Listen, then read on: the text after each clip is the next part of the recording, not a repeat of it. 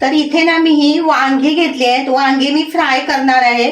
तर कशा पद्धतीने कट करून घेतली ती तुम्हाला दाखवते बघा, अशा पद्धतीने। आणि इथे मसाले घेतले आहेत ते सुद्धा मी तुम्हाला दाखवते।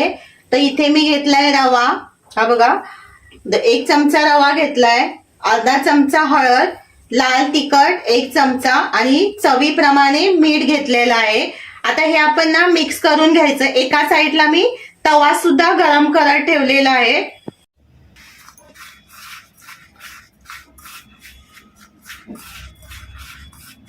आता ह्याला ना आपण मसाला लावून घेऊया।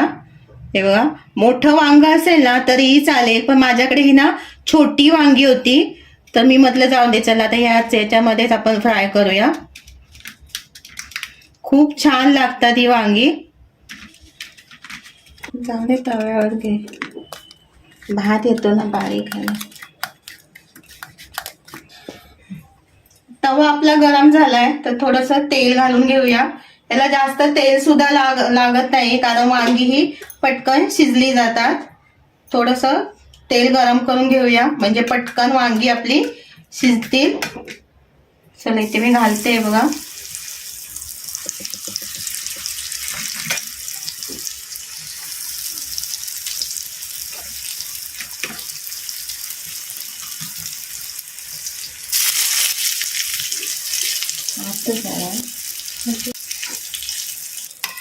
इथे मी पलटी करून घेते।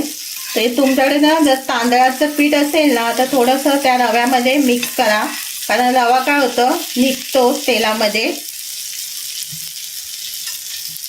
पण कुरकुरीत होतं जर तांदळाचं पीठ टाकलं तर। रवा पण चालतो, एकदम बारीक रवा घेतलाय मी।